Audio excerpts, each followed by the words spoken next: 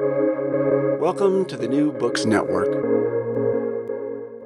Hello, everyone, and welcome back to our podcast where we talk about new books in media and communications. I am your host, Marcy Mazzarato. With me today is Gemma Milne, a science and technology writer who is here to talk about her book, Smoke and Mirrors: How Hype Obscures the Future and How to See Past It. Gemma, welcome. Thank you so much for joining us today. Thanks so much for having me. I'm really thrilled to be here. Yeah, thrilled to have you. Can you give our listeners a little bit of your background, professional background, educational background? Cool. Yeah, for sure. Probably like most people, I have a bit of a strange journey into my career. I started by studying maths at university. That was my undergrad. And while I was there, I kind of realized that as much as I find pure maths really fascinating, I kind of wanted to try something else and didn't want to kind of hone in on just being a mathematician. So I did a whole load of different kind of internships. I did door-to-door knocking for one summer. I did another summer as a chef, actually over in the States in Maine, at one of the summer camps. And Nice. before I went to uni, I worked as a sous chef in like one of these local pubs. So I honed my skills there and brought them to the great state of Maine to one of the kids camps. And That's a really unique experience. That's awesome. Yeah. And in my final summer, or sort of penultimate summer at uni, I went into investment banking. So I thought that's what I wanted to do. I kind of got wooed by the banks coming up to my university, St Andrews, and kind of, hello, you're a math student. We kind of like you, and you get paid a lot, and you get to live in London, and it's flashy and interesting and cool. And I was like, okay, let's give that a go. And I did the internship and was like, no, this is so not for me. So I went back to my final year at uni and really didn't have a clue what I wanted to do. And so I just Googled creative business jobs London, because before I'd gone to uni, it was a sort of toss up between, do I try and apply for art school, or do I go do maths? I was kind of really into both. So I thought maybe I could like go back to my creative roots. So of course, when you Google creative business jobs London, advertising pops up because they're quite good at advertising themselves. And also it's, it's quite a good description of that industry, I suppose. Right. So I ended up at Ogilvy and Mather in London. And originally I was, working in this sort of accounts team, client team, working on American Express. Really didn't like that, and was actually considering going back to uni and going back to being in science and tech, whatever that meant, because that was really, it's always been a huge passion of mine. And luckily, I helped out at an event that was all about like innovation that Ogilvy had been running, and the head of innovation basically said, "Hey, my second in command is leaving. Do you want his job?" And I think I must have been about 23 or 24 at this age, so I was quite young. But I got thrown into this incredible job where I was essentially, tasked with traveling the world, meeting startups, trying to convince them to partner with either Ogilvy or Ogilvy clients and learn about tech and science and kind of this emerging world of innovation and digital disruption and all these kind of words. So I would go around and speak at conferences, or I would go and meet startups at their various different labs or offices or co-working spaces or wherever it was they were, and kind of thought about, what does the future look like, and how are all these different actors kind of playing a role in it. But at the same time, I was still really missing science and tech, so decided to start like a podcast and sort of events organization all around. We called it Science Disrupt, and it was all about how do we change academia and make it better. So we talked about things like open science and peer review and bias and all that sort of stuff.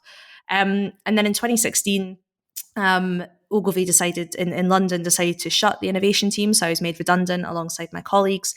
And I decided to just start freelancing kind of out of necessity because I immediately needed the money, and ended up doing a lot of random kind of innovation consulting stuff, and ended up doing a lot of writing. So kind of fell into freelance journalism.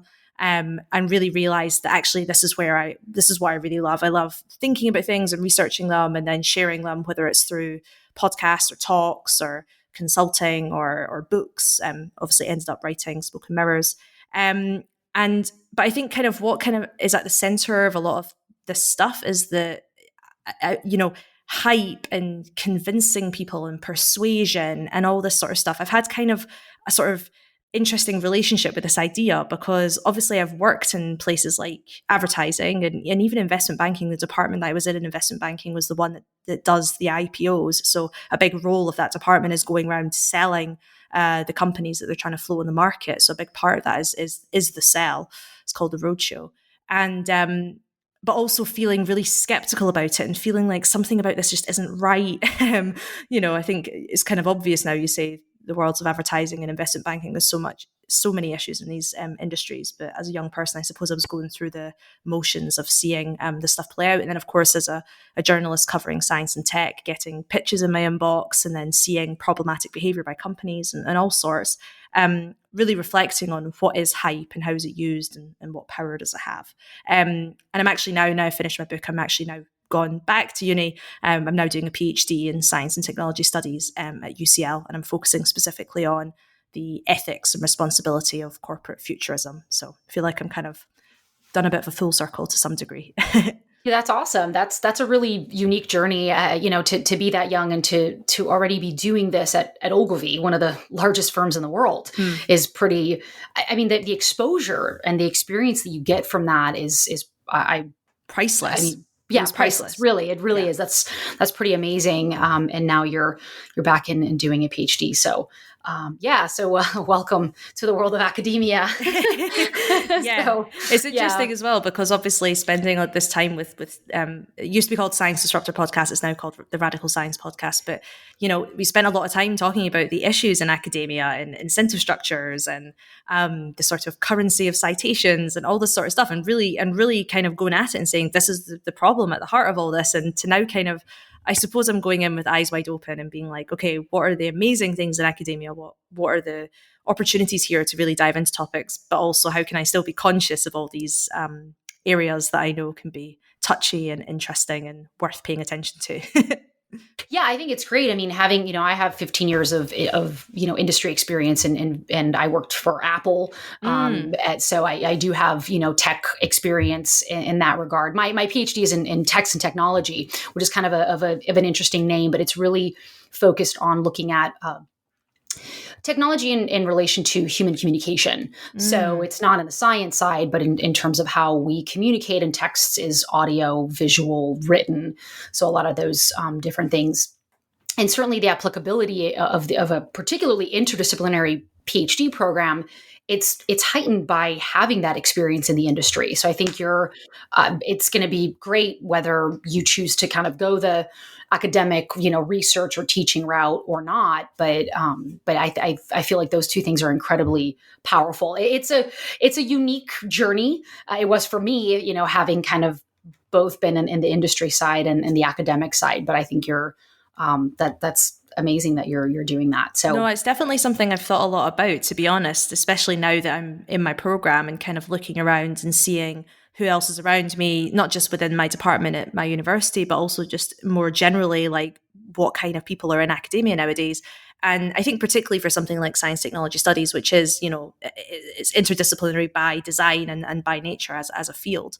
But yeah, exactly. Being able to have that kind of, it's not just about having the experience and understanding the culture of these places, but it's also, because a lot of my work is around ethics and responsibility, it's also about wrestling with your own complicity in these things. And maybe this is something we'll talk about more with reference to the book as well. But it's something that I think a lot about, like me working in these different places, being a member of the media, and then thinking critically about things like hype and futurism and responsibility. Like I'm a part of all of those things. So having that experience across many different jobs kind of primes you for being able to try and work out your place within it all as well, if that makes sense. Sure. No, it does. It absolutely does. And I think that's like kind of spending time talking about your background as we are right now really contextualizes how you got to this idea of hype and what hype really means and how it obscures exactly what's happening and how we can really look at our own complicitness in this and how we can move past it. So I can definitely, I definitely see that. So speaking of hype, let's start with how you define hype in this book specifically. Sure. Yeah. I thought this would be a really easy thing to do when I started writing the book. I was like, yeah, I'll just look up a definition and start from there. But it turns out there's quite a lot of different definitions of hype. And also not just that in terms of the formal dictionaries, but lots of people have different ideas of hype in their head as well. I noticed that when I was doing my interviews, I would always open them by saying, what do you think hype is? And everybody had a different answer. Some people saw it as very deliberate and bad and evil, and other people sort of saw it as trendy, more like fashion. So there's lots of different connotations. But the way I personally think about hype is separated from things like disinformation, misinformation, fake news, whatever you want to call it. I think hype is not intentional, I guess, lying or deception or anything like that. It's more about, exaggerated publicity. And the realm in which I kind of think about it, which links to the title of the book, Smoke and Mirrors, is when you think about magic. So if you go to a magic show, you walk into this magic show consenting to be fooled. You might try and work out how the magician fools you. You might try and work out how the trick works, or you might just sit and bask in the entertainment of being fooled. But either way, you are consenting to be fooled by walking into that room. If someone lies to you, that's non-consensual fooling. Hype can result in what I think of as accidental fooling, where a message is put out into the world, and whether it's because of its simplicity or its emotional connotations, or perhaps it's perceived in a sort of contextless way, or someone's read it who isn't from the same kind of culture as the person who wrote it or whatever, it results in the audience being fooled by that message. And that's not to say that whoever put it out is not at fault. It's also not to say that the person reading it is not at fault. But the point being is that it's a message that comes out used for the sole purpose of capturing attention. This is not a tool for understanding. It's a tool for capturing attention, and can sometimes lead to fooling as a result. Yeah, and I think we live in a very attention-seeking society. I think if we look at Silicon Valley and big tech companies, that's what they're in the business of, attention. Yeah, I mean, absolutely. Yeah. So I think it's, and you focus on, you break down the book into 3 different parts where you have now, next, and nearing. And then in each of those parts, you talk about different examples of hype, which are deeply problematic to society. And so you do a really great job kind of saying, hey, this is what the hype is. This is what the problem is with that hype. And this is what we can do about it. So in many ways, it's practical. You start with talking about farming, which I thought was a really unique place to start. So talk more about that. Sure. Funnily enough, I actually originally wanted to start the book with the batteries chapter, but my publisher was like, I think you're going to lose people if on the first page if you say batteries. I was like, what? Batteries are exciting. What are you talking about? But I think they had a point. So farming kind of seemed like the best next step, because it's something that it's an industry that we interact with probably more than any other, arguably. Every single person on the planet eats. But it's also, I think, a very under thought about industry in many different ways. I don't think we spend that much time thinking about how the food gets to our plate. We might think about how much carbohydrate or protein is in our food and how it's going to make us look or feel, or how tasty it is and what's good and what's bad. But we don't necessarily spend a lot of time thinking about, how did this banana get to be in front of me right now? And I think that I kind of wanted to start there because there's a lot of really interesting narratives that exist within this industry that can result in not only sometimes just a simple lack of consideration, but also a kind of misfire.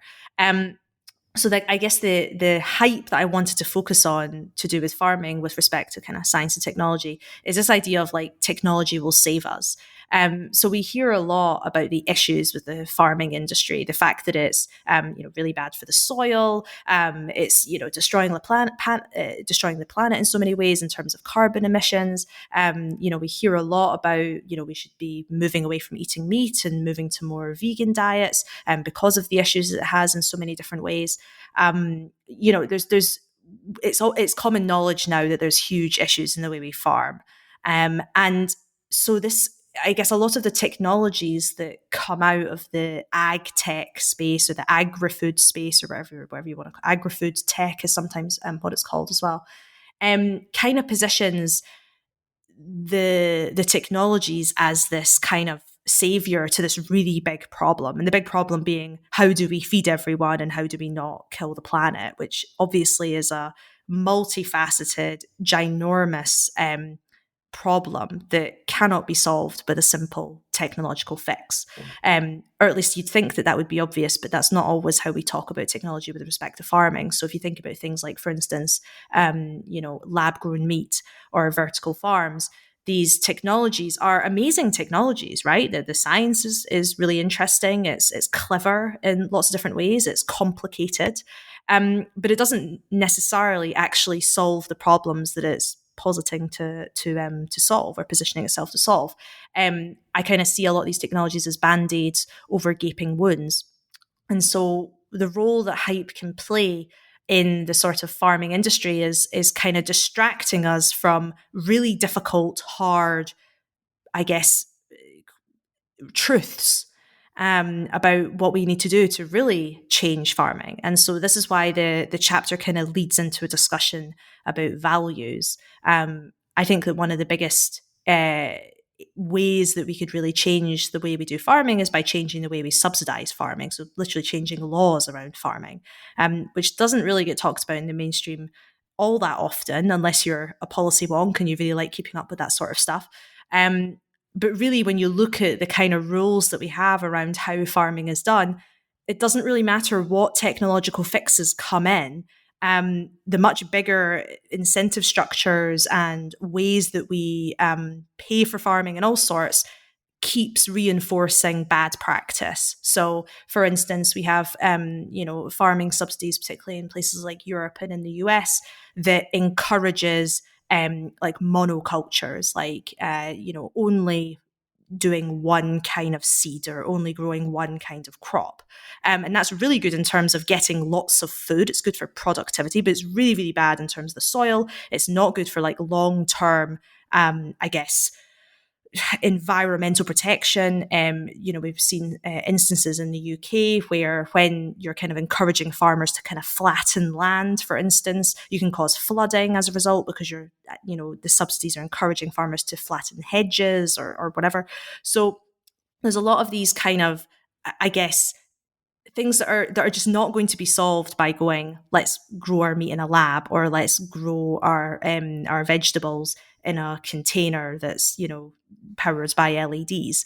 And so where you kind of have to sort of shift is then starting talking about values and being like, well, what is it that we actually want farming to be? What is it that we care about? Do we care about just making lots of food, or do we care about making healthy food and making food over a long period of time, and making food that doesn't destroy the planet and making food that is cheap enough for everybody and all these sorts of things? But these are like really difficult conversations to have, and it's easier to just kind of go, oh, Silicon Valley will save us. They're coming up with these technologies that'll fix this really bad thing that we've got going on, or this really difficult thing going on, and kind of stops us from having these difficult conversations. So I suppose I kind of wanted to open with something that felt really close to home, but already you're kind of getting into these quite difficult sort of moral questions that sort of exist throughout the book, and really show that you have to look at a system as opposed to just thinking about one technology or one piece of science. I think it was a very good recommendation on your publisher's part to really bring us into food, because we can all connect to that. We all have to eat. And it's so, I think it's something that all of humanity shares. And certainly we still have a lot of people who do not have access to food. And you talk about kind of food deserts, and it's a really, like, as you mentioned, a multifaceted, very, very, very complex issue. But it's something that, as humans, we really need to think about that in terms of technology and in terms of the environmental impact. You bring up veganism, for example, and then this deeply disturbing where you're talking about growing muscle in the lab. And I'm like, wow, this is, I had to pause for a second going, how is this? This is real. This is something that's real. And and so many different things that people are doing, or different tech companies that are doing, and the Impossible Burger, that being a massive success. Yeah. And right, and it makes sense that it is, right? Because it comes back to this idea of like we don't really want to do the hard thing. So when we have these kind of companies that are doing lab grown meat of all sorts, lab grown fish, lab grown milk, lab grown eggs, there's all sorts now. It's this idea of like it's too hard to have people not eat meat. So therefore, let's make something that we can kind of replace it with. And to be honest, I buy into that. I really like meat. I really like the taste of it, and I would miss it. So I do understand why these technologies capture the imagination in so many ways, and if they could be done in such a way that they didn't add extra harm to the planet, they weren't so costly that only the wealthy could access, all these sorts of things. That's great, and that is the direction that those the developers of these technologies are trying to push things. But the reality at the moment is we're not at a point where we can replace meat with these technologies. So it's like, well, do we wait until the science catches up? Do we wait until these companies are able to make things so much cheaper, are able to do things that aren't energy intensive, or able to do it really without using any part of the animal? At the moment, there's still a lot of a need for fetal bovine liquids, basically. So you're not able to really be fully entirely vegan, and for some of them they're all using different methods. But the point being that we're not quite there yet. So what do we do in the meantime? So that's the kind of, I guess, point that I always try and bring up with hype around science and tech companies, is that yes, you could look at these advancements as hugely progressive, and you can be optimistic about them for different kinds of reasons. But without understanding the context in which these things come to market, without understanding what the actual problems that we're really trying to solve are, and what the kind of full story is around those problems, you can fall victim to thinking that this is the only solution, and therefore you kind of don't need to do anything until then, if that makes sense. Sure. So that's always my kind of point around not letting hype around these technologies capture the imagination and think that they're the only things that can save us, because there's many other things that can we can do, and we can we can have power over too, right? You can feel really powerless sometimes with these well, I can't save the world from the bad effects of farming. I can become vegan, but that's really, is that the only thing I can do? But introducing people to things like subsidies, like laws that exist around these kind of areas, and the other stuff that kind of is worth considering, is suddenly, I don't know, it kind of opens up opportunities for being like, oh, actually, I do have a bit more power here. I can vote in certain ways if I understand how farming works, if I understand what this problem actually looks like, instead of kind of thinking it only exists through the lens of being a thing that a tech company is trying to solve. That's a great point that you make about being an informed voter. And I think really the most, besides growing the muscle in the lab, which I think is both amusing and gross, but I get it, as as you mentioned. But really but in all seriousness, the most terrifying thing in this particular chapter is the farmers and their emotional, mental, and physical health. And just how, you talk about how the suicide rate amongst farmers is really high. And when we look at the treatment of farmers as human beings, it really is, it's a human rights issue. It's really, really terrifying. And then you talked a little bit about subsidies and how they're good in theory, but they're not. How are those things related? And what can we do as society to elevate farming, particularly from the human level and the human perspective of farming, those who are actually farming for the subsistence of the world? Yeah, absolutely. The first thing that I would say to anyone, if they want to know more about this and genuinely, follow it, is follow Sarah Tabor on Twitter. She is awesome on farming stuff. That's the person I kind of go to when I'm looking for insights there. Her feed is full of really amazing insights. And what she does, and this is kind of what I endeavor to do, is try and break down these systems and try and get rid of myths or I guess, cultural ideas around what farming is. So like you mentioned, for instance, the suicide rate. So this is something, I mean, I have to put a caveat in. It depends on which study you look at and whatnot. I cite the different studies that I mentioned in the book, but there's been a look into how impacts on things like, outputs of farming or weather events, or things like when there was the sort of issues around foot and mouth disease in the UK, for instance, what that did to farmers when they had to kill their cows and whatnot. So there's different kind of studies that look at this. It's particularly prominent in places like India. And a lot of this it's multifaceted, right? So you can't just say because of subsidies and, farmers not getting enough money because of the weather, they're therefore killing themselves. There's obviously so much more to it.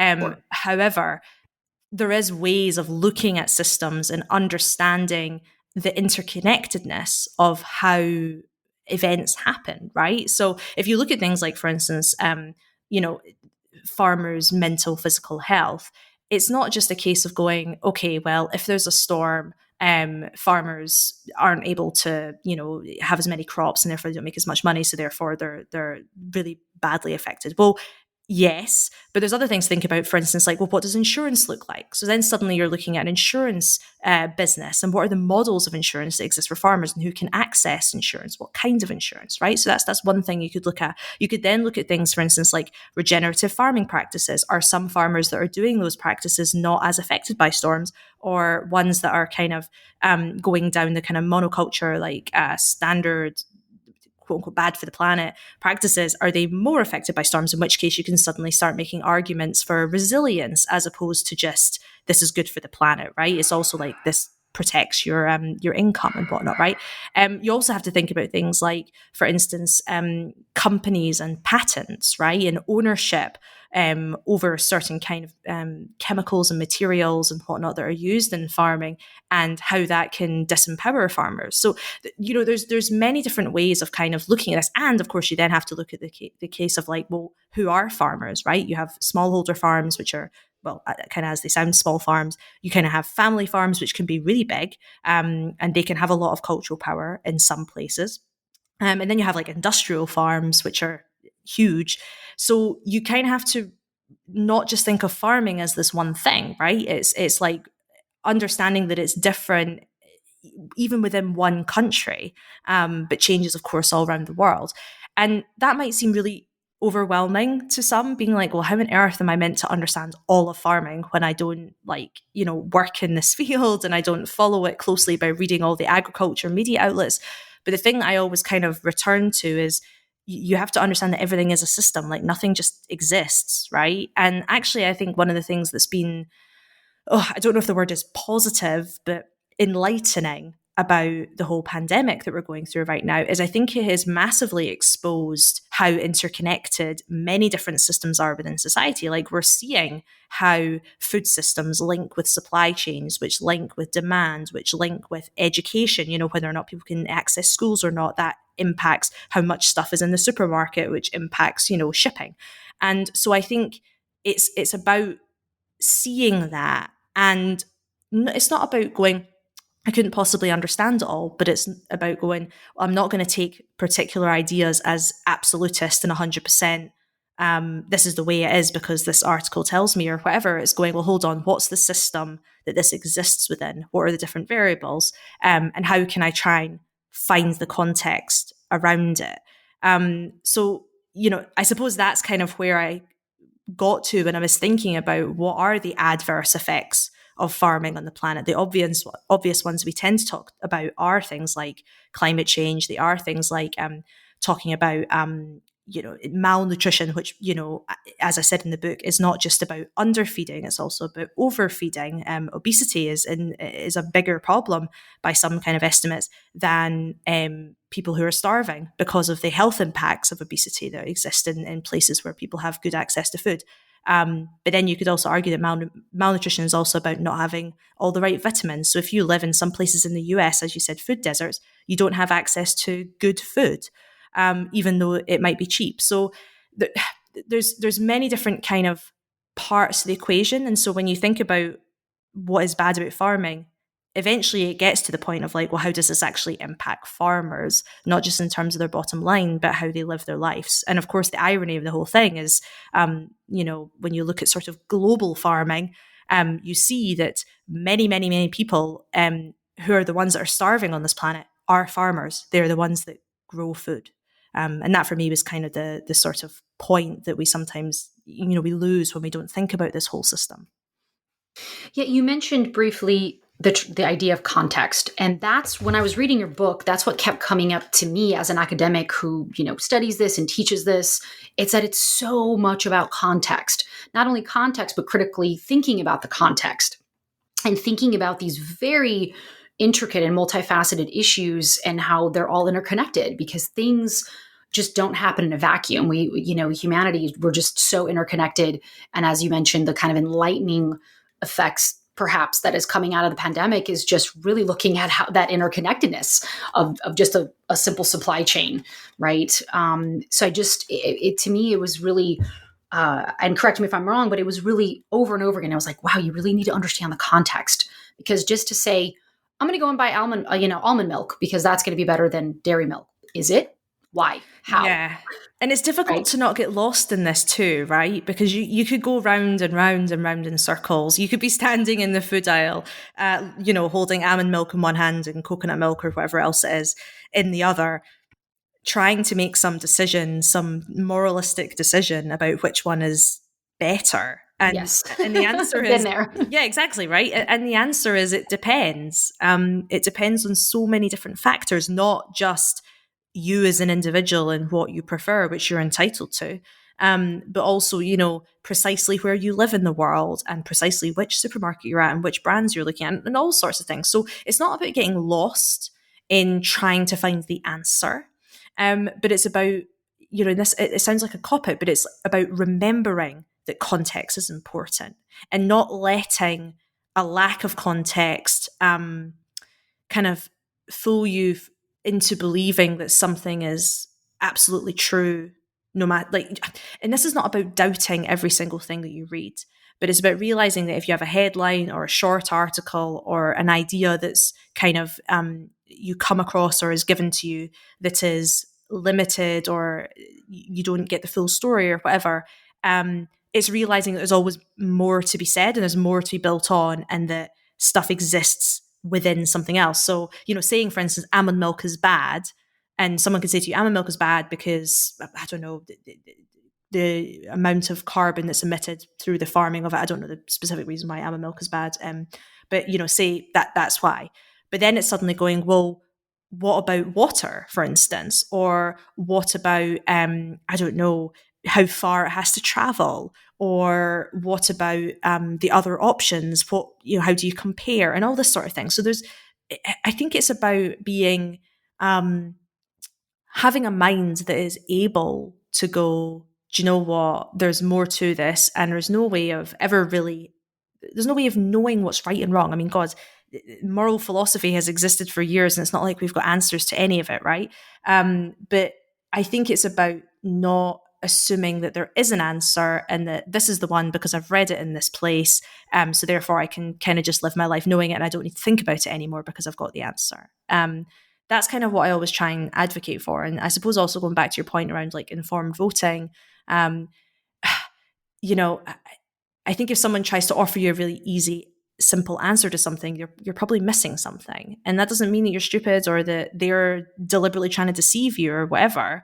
But the reality is that we live in a really complicated world, and we want things to be simple. We want to just go to the supermarket and be able to pick an almond milk without getting lost on, Google for 2 hours or however long. And of course, we should, be able to just pick up almond milk or pick up whatever else. But the point being is not everything in life can always be so simple. And if we really want to engage with the world, if we want to, go through life feeling like we're paying attention and that things are not happening to us, that we are involved and shaping this society and this planet that we live on and in, then that requires a little bit of discomfort, but also comfort in existing in a place that sometimes is very complicated and that is contradictory and and all that stuff, holding two ideas in our head at the same time. That's the trick really to critical thinking. Yeah, that's very true. And I think your chapter on batteries really does a great job at further contextualizing the idea of like, well, sure, we would love to have electric cars, but it's actually much more complicated than that. When we look at the elements, the chemicals that need to be extracted and used to create batteries for cars or batteries for phones, which are very different. Can you talk more about that? Sure. So yeah, this chapter is all about balance, and kind of building on this idea of like how do you go through the process of working out what the balance is, or how to make a decision, or whatever. So batteries are, I guess, a really exciting technology at the moment, or it gets talked about a lot because it's at the core of other amazing advancements that people are interested in. So things like renewables, for instance.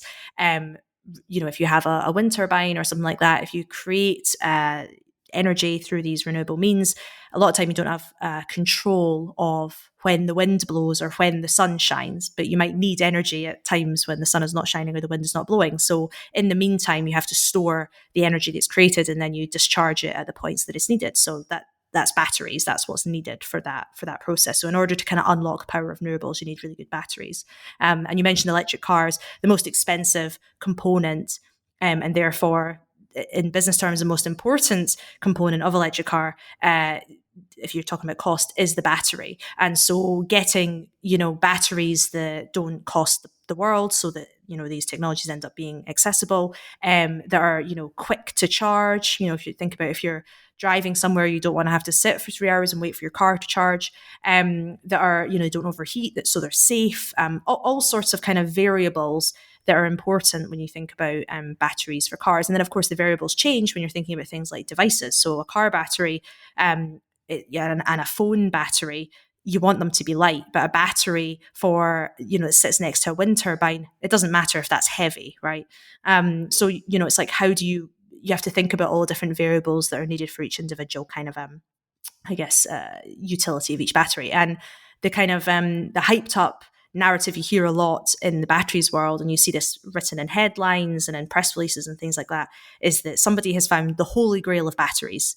And the holy grail is a battery that can has got all the best attributes, if that makes sense. So, as I say, it's cheap, it's light, it charges quickly, it's safe, all these sorts of things.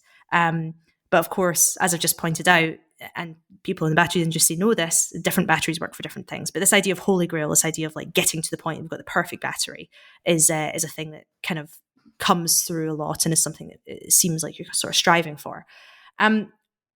So you could stop there with the story. You could say, okay, well, you can use different kind of technologies, and they have different kind of attributes, and they're important for these technologies. And you could maybe stop the discussion there, because there's tons there to explore. But then when you go one step further and go, well, what's the business of batteries in terms of who's building these, who's manufacturing these, who's inventing these, who's shipping these? Suddenly you get into this conversation that's rooted in geopolitics, because China is the leader when it comes to battery production. And electric car production, and scooters and buses and all sorts.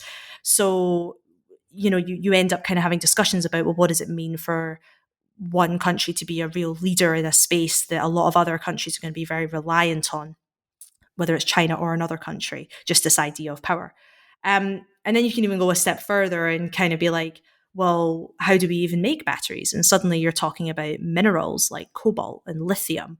And when you look at how we get cobalt and lithium, you end up in a mine in the Democratic Republic of Congo, where there's human rights abuses happening left, right, and center.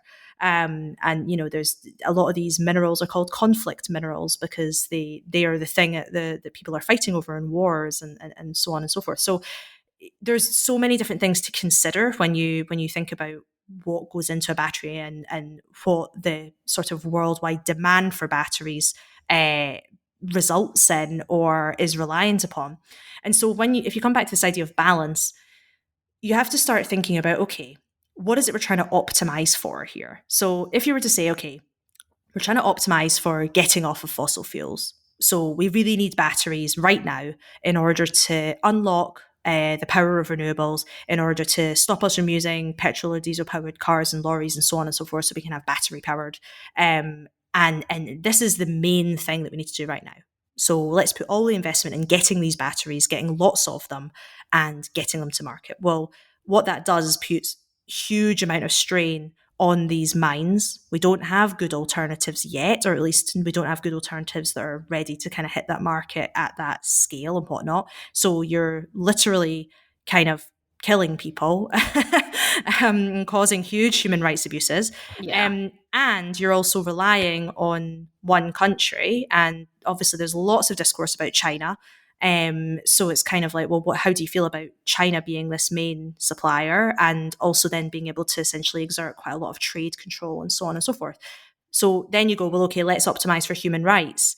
Well, then we need to wait until we get better innovations, in which case we are still using fossil fuels. Are we okay with that? So suddenly you're kind of looking at, are we optimizing for geopolitical peace? Are we optimizing for climate change? Are we optimizing for humans? Are we optimizing for humans that live on the planet right now, or humans that live on the planet in 50 years time? So it's the little I guess game that I put in the chapter. As I say, if you've got like a bag of 10 coins, and if you could kind of attribute your coins to different causes. So say you've got 10, maybe you put 6 on climate change, 3 on human rights, and 1 on geopolitics. Well, if that's how you invest in innovation and science and whatever to try and move things forward, what does that look like? Okay, well, there's 6 here, so maybe that means that we're going to invest a lot in factories to try and up production. 3 in human rights, so we're going to do a little bit of investment in terms of new materials to try and get rid of the reliance on particular mines. Only 1 on geopolitics. Okay, we're not going to bother so much about moving investment out of China. We're all going to really focus on China, but we'll try and campaign for better laws of trade or whatever, right? So suddenly it gives you this, like, I guess, framework to try and work through these issues. But at the end of the day, it always comes back to just your moralistic leanings. But it helps you understand why certain things happen, why decisions are made. It doesn't necessarily make them okay, but I think it's about understanding all these different, I guess, things that sometimes do result in a bit of a zero-sum game. And you bring up specifically, this is certainly a political issue, which you talk about in the book. And you talk about, for example, the idea of an authoritarian government and asking that tough question, well, how does this work? And looking at China being communist, and you talk about, smart communism, ? So what does that really mean? And can you expand a little bit on your argument about the difference between an authoritarian government in relation to this specific issue versus one that's more focused on the capitalist and the corporate drive? Sure. So if you look at if you look at different examples of how governments stimulate innovation, not just innovation, but then also the kind of getting these products to market, right? If you look at somewhere like China, there's a lot of control exerted by central government. So they'll say to companies, you have to switch to producing this thing, or we're going to give you a lot more money if you produce this thing. Or in the case of electric cars, they massively subsidize consumers in terms of buying them. So it's just simply cheaper. So it really, there's a level of through either simple control or through changing of laws or whatever it is, there's a lot of push, if you will, from central government. Whereas in other kind of countries where you have more capitalist, I guess, society, you're kind of relying on the market. So you're sort of waiting on a company to decide that it's worth it for them to invest and take on something. And when it comes to things like deep tech or technology that kind of comes out of scientific innovation, it can be extremely expensive to take something from the lab and put it into the market. So, we find in, even places like the UK or in the US where we do have more capitalist systems and we don't have these as much central government power as you do in places like China, you still need to have that stimulus in order to get the research to happen. And then you sell IP to companies and try and encourage them to take things to market by having ownership of the idea so that no one else can do it, for instance. So you have different kind of structures that get things through. And when it comes to stuff like batteries, for instance, China were really, really bullish in terms of pushing companies, consumers, and all sorts to massively build and scale up capability in that space. And they did that at a cost as well. You know, there wasn't necessarily they were just had great foresight and are now reaping the rewards. You know, there would have been plenty of people adversely affected by being forced to stop doing one thing and doing another or whatever. And China's not also great. You know, they have a lot of coal and whatnot, so it's not like they're sort of like electric vehicle utopia or whatever. But they, as a country, they were bullish in terms of their focus on things like batteries and electric vehicles, and not just for China itself, but also in terms of trade and exporting batteries to other places. We've got, you know, lots of Chinese companies that are building capabilities in places like Germany, for instance, right next to where the cars are manufactured, so they can sell their batteries straight into those cars. So there's a lot of like strategy here in terms of positioning China as a power there. And you also see this through the kind of the Belt and Road Initiative that China has, where they're building roads and electrics and ports, all, you know, through Africa, through parts of Asia, and even into Europe, which, you know, you can look at it two ways. You can look at it from a space of, well, they're investing in these countries, and that's obviously getting good infrastructure. But then, of course, it's, well, if China owns them, they have control, and so on and so forth. Who are those companies? Is it the government? Is it a company? Who is it? And what do different laws mean in different places? So, you know, that's where the kind of question comes, in the sense of, well, China has the capability. If we wanted to have all electric cars in places like UK or US, we would rely on countries like China to help that happen in a really quick way. But it's the question of, at what cost? Are we happy with the power shift that comes with that? And I don't necessarily argue one way or the other from my own perspective. To be honest, I think I don't really know where I fall, because it comes back to, you know, all these different kind of moralistic questions and what is it we're optimizing for.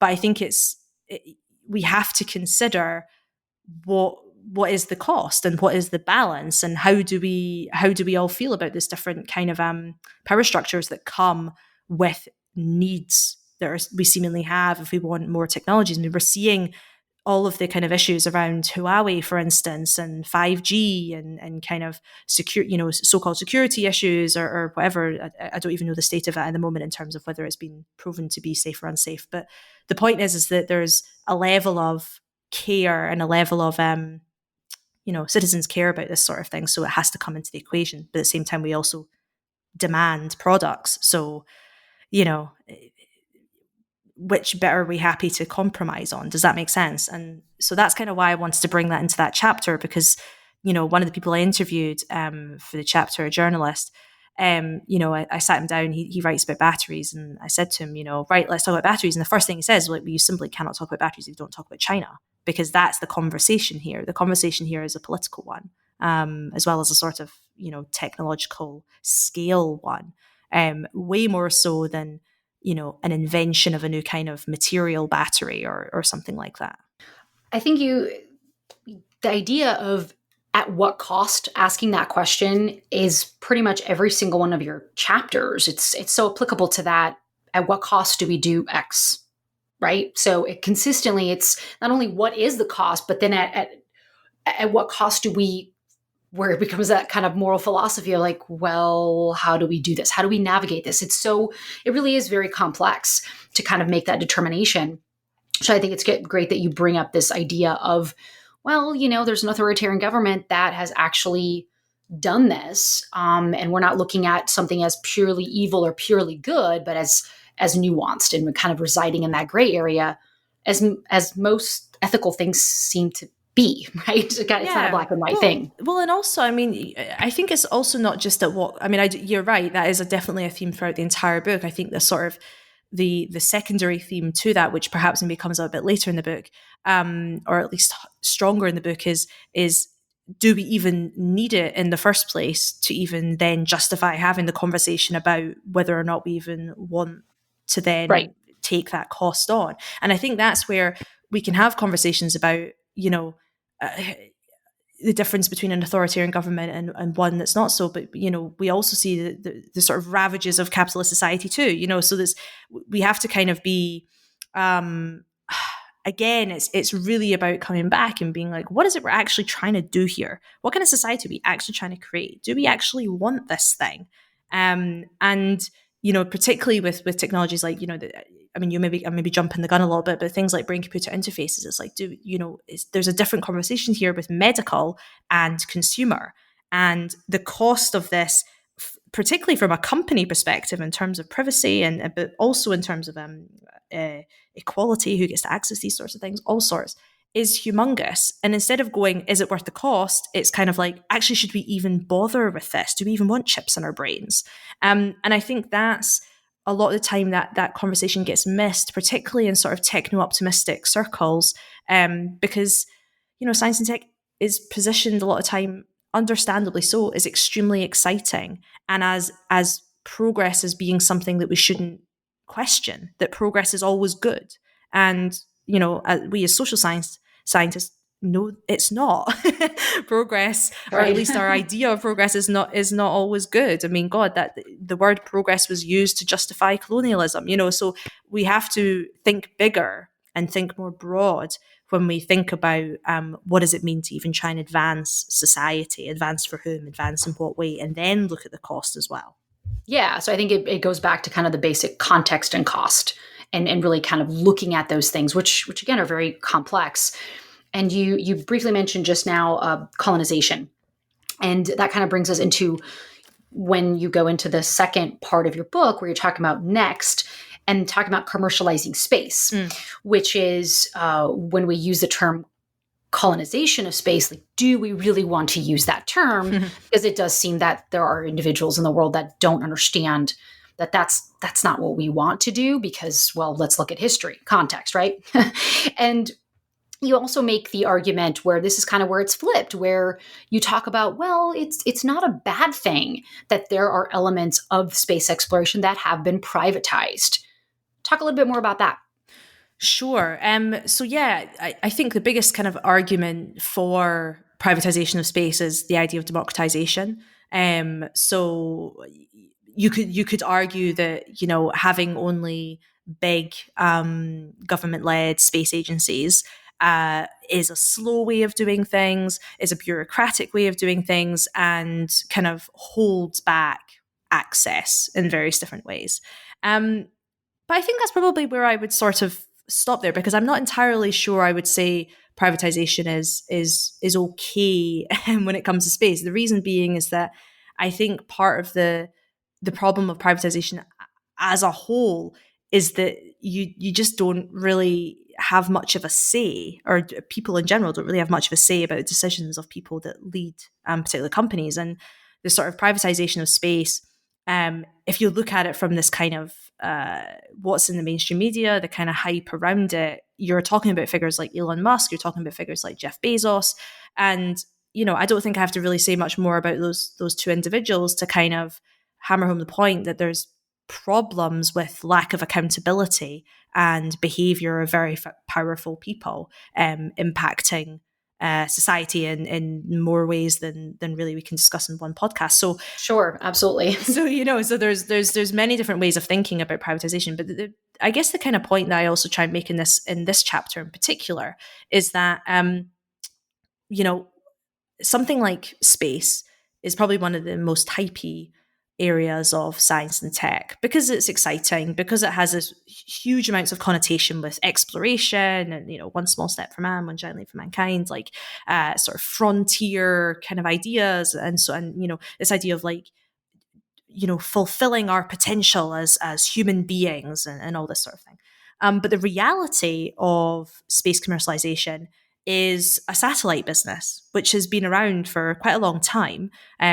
It's at the moment it's going through a big change because the cost of going to space has massively come down. So you have way more entrants to the market. You have a lot of space startups, for instance. both because technology is cheaper, but also because the way various different kind of countries are structuring their laws, it's, you know, encouraging innovation in this space and encouraging more entrants to this market, particularly because there's a bigger need for more communications technologies up in space, whether that's internet access or being able to, you know, connect mapping softwares and all sorts of things. So, you know, there's a huge amount of business that happens already in this space, excuse the pun. But instead, if you were to look at kind of mainstream media, or if you were to, and this is not a demonization of mainstream media. I wish we actually had another term for mainstream media, because I feel like that's become quite weaponized as a phrase. But, you know, if you're to talk about kind of the narratives that you tend to hear in popular culture around space, it is this idea of like, you know, Elon Musk is going to colonize Mars, or Richard Branson is going to take you on holiday in space, or, you know, someone else is going to build a space hotel, or whatever, right? Is very much about human space flight and about escaping the Earth because climate change is it's not reversible, so we need to go somewhere else. And this, of course, is where all the colonization ideas come in as well. But really, when you think about privatization or commercialization of space, you have to think about privatization and commercialization of anything else. It's just an industry like any other industry, like the retail industry, like the travel industry, like the oil industry, like whatever industry. And the sorts of questions that we ask of those industries and of capitalism as a whole have to also be asked about the space industry. It's not enough to kind of just look at it as, look at these amazing people like going to the stars and doing the hard thing and you know, allowing us to explore beyond the planet. It's also about, okay, well, what kind of contracts exist? What kind of laws exist? Who has power? Who's making decisions? All that kind of stuff that kind of comes up. And so that's kind of what I sort of, the title of the chapter is, I'm going to forget it now. It's seeing through going past the rose tinted glasses or something like that. And I think that's kind of the big thing with space, is that we do have this like very rosy, very kind of sentimental attachment to it. And that in and of itself is hype. So that's kind of what I wanted to get across in that chapter. I think we can also quote blame Hollywood for that, because there's a lot of, I mean, there's so much sci-fi out there. It's glamorous. It's exciting. It's great. And so there's a ton of sci-fi, which is with a very deep following. And you talk about kind of astrobiology and then aliens. And I mean, it's endlessly fascinating for anybody really to think about that. So when we think about commercializing space and removing the space-based rose-tinted glasses. That's it. Thank you. Which I thought was really, really great. I was like, yep, that's right on.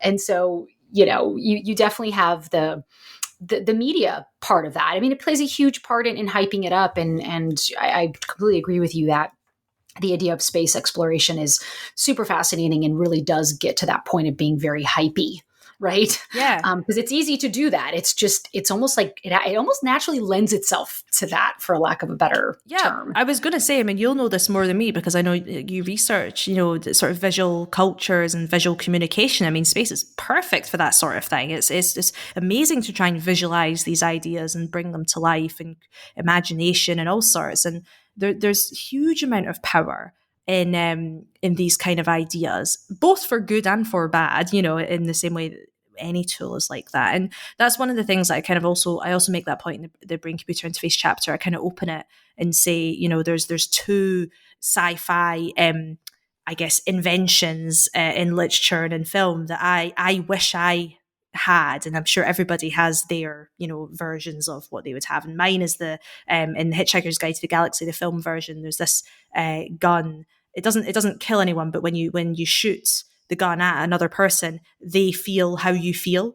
And I've always really wanted to try and get people to understand what I'm feeling or what I'm trying to say, especially in romantic relationships. And then the other sci-fi implement or whatever is in the Matrix, the kind of USB plug that you can plug into the back of your head. You can learn anything. And you can probably tell a lot about my personality that these are the two that I want. But do I need them or do I just want them? And I think that we have to be quite honest with ourselves around desire, and particularly when if we live in places like the US or the UK, where we have very consumerist cultures, very material cultures, and desire is actually quite easily manufactured by companies, by advertisers, by the media, by whoever. And we can be led by our hearts over our heads many times, and it's not always bad. But I think it's about checking in sometimes, and particularly when we have conversations about things in science and tech that can be really exciting, that can make your blood boil, that can, and there's been so much work done over the years to make science and tech interesting because lots of people don't think it's interesting. So it's like we've done so much work, all these documentaries that tell, Carl Sagan tell you about the stars, and all these, Wired articles that are made to make you feel wonder and awe and all these things.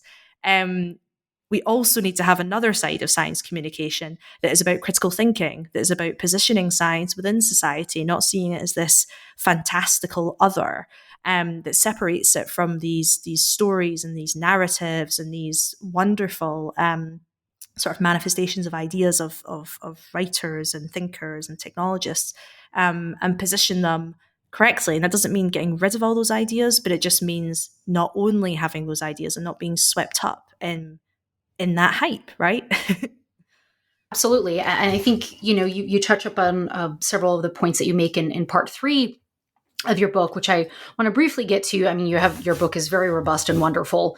Thank you. And an easy and educational read. So, which is great.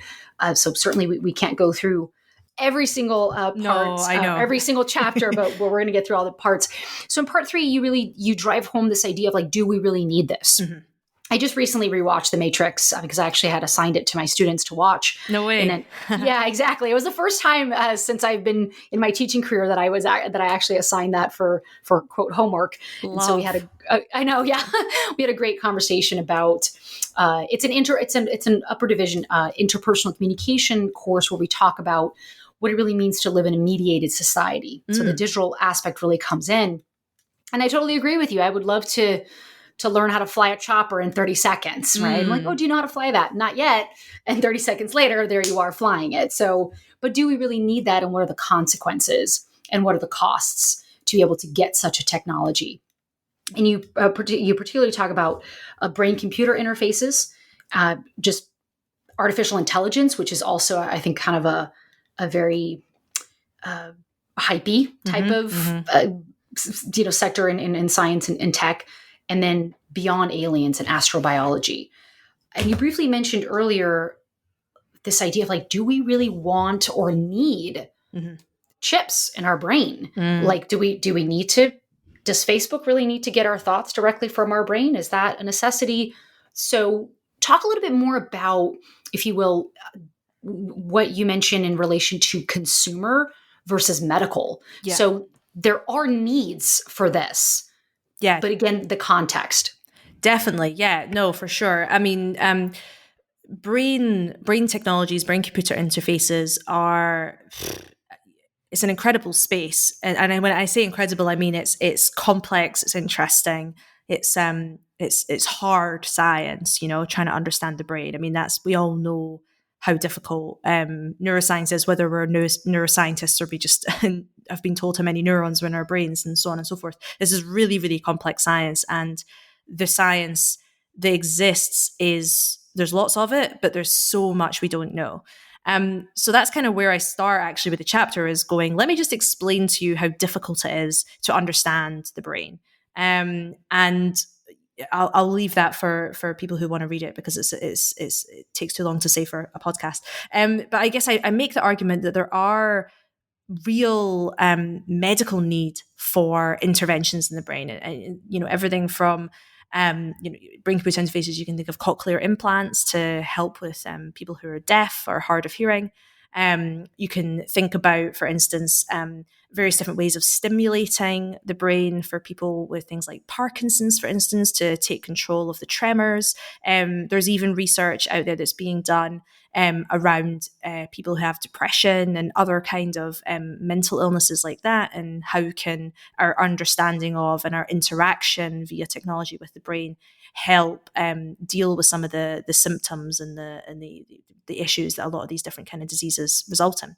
So that's where the kind of medical side exists. And none of the cochlear implant is really the only one that's kind of mass market to a large degree.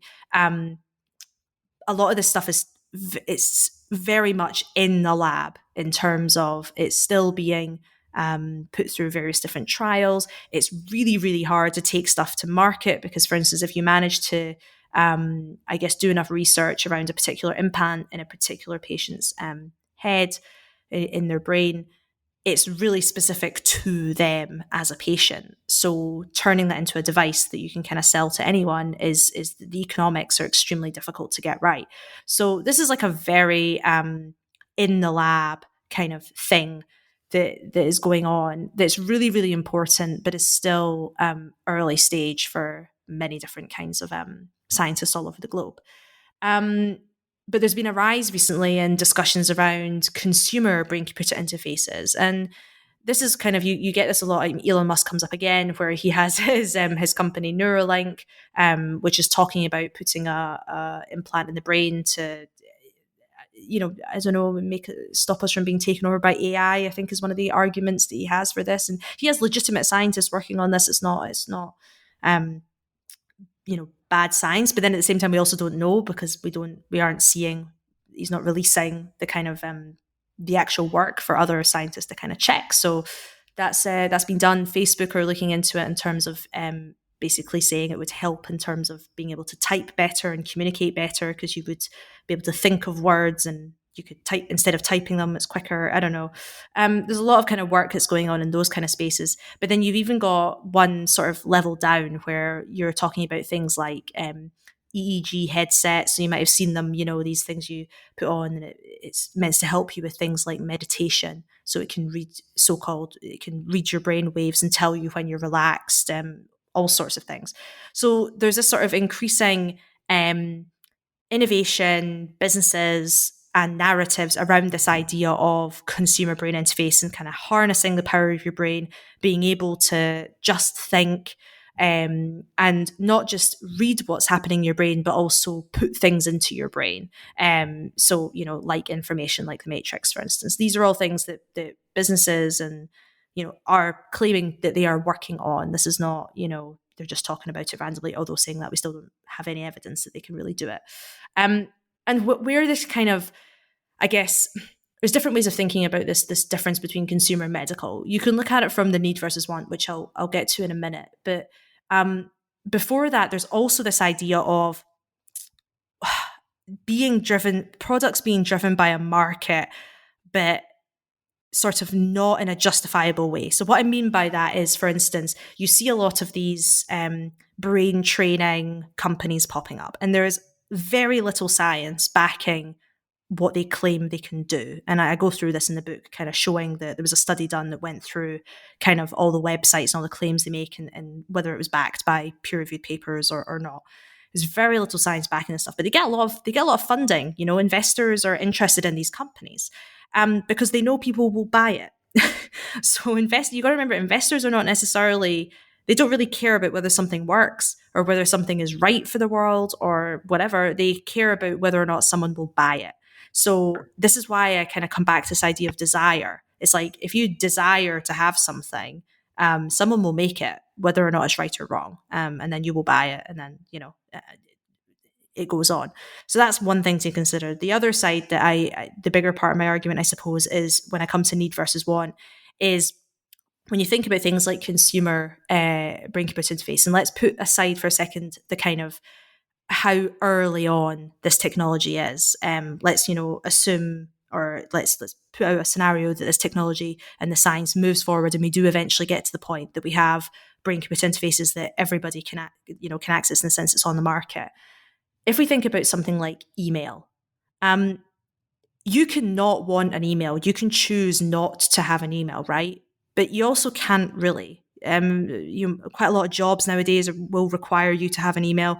You probably need an email to interact with government, depending on the country you live in. But quite a lot of countries now will do a lot of e-governance, your taxes, all sorts of things.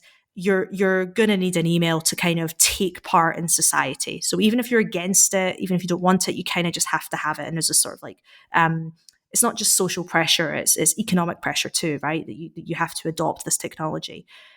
If you kind of expand that out to the idea of brain-computer interfaces, what does it mean if we live in a society where there's this pressure that you have to have a chip in your brain? So for instance, say, students start using them. The wealthier students, of course, would be the first ones to have them if they're made by companies. So their exam results get a lot better because they're able to train themselves better. They're able to learn things faster. They're able to manage their emotions better, whatever it is that these brain-computer interfaces are allowing. What does that mean in terms of equality for people that, can't afford or don't want to, or from a health perspective, just simply it would kill them to put these in their brains or whatever? What does that mean for a sort of socioeconomic chasm that could create, right?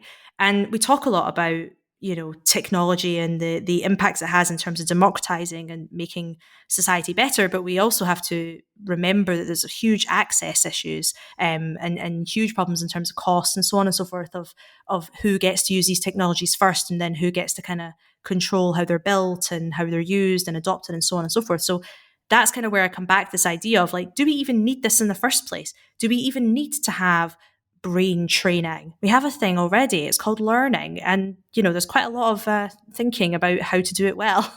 And it's different if we're talking about from a medical perspective, somebody who's lost the ability to use a limb. I mean, I forgot to say prosthetics. That's actually probably the biggest area of innovation in terms of brain-computer interfaces, controlling prosthetics for people who can't use their limbs or have lost limbs. That makes complete sense. But being able to type faster, being able to connect your thoughts instead of just writing them down, I'm not convinced that we need that. And to me, the socioeconomic concerns that it brings up and the consent stuff, and also, I mean, God, if it's businesses that are building these, what does it mean in terms of data and privacy and access and all sorts? It to me, it just seems mad to move this forward. And I think this is where the kind of technological determinism comes in too, where it's almost like quite a lot of people are like, well, it's the way we're going, so we might as well just try and build them ethically, or we might as well just try and regulate, or because it's coming, this stuff's coming. And it's like, well, why? It's coming because we are, as a society, we're funding it and we're condoning it, and we're not asking as many questions, perhaps. Like, we don't have to build this stuff. It doesn't just magic itself up. It's built by humans. And Right. so that's kind of where this need versus want, consumer versus health kind of comes in with that chapter. Yeah, wonderful. Yeah, there's just so much here. There's so much even more to talk about, because you can really take every single one of your chapters and just kind of extrapolate into the future, and even more so what it currently means and what it can look like. Gemma, we've taken up a lot of your time, but I'm curious really to know, especially now that you're in a PhD program, what's next for you? Sure. Well, yeah, as I said, the topic of my PhD is sort of ethics, responsibility, and sort of political economy as well, around corporate futurism. So that's the kind of area that I'm most intrigued by at the moment. Sort of from the perspective of if there's people out there that have the ability to map futures and share their findings and share their tools. It's all about creating future. Doing futurism is about creating a future and being able to make change now in order to create a more desirable future. I have a lot of questions around, well, who gets to do futurism? If you're selling it to a corporate, what does that kind of mean in terms of your own personal responsibility and ethics? And it also makes me think a lot about, is there such a thing as sort of unfair advantage when it comes to knowledge? Is it unfair that some people know about futurism and others don't? And particularly when you start looking at companies and kind of reinforcing power, for instance. what does that look like when you start looking at like global economic systems? So this is the kind of area that I'm interested in, which does build, of course, on this idea of hype and narratives and the power of words and the power of I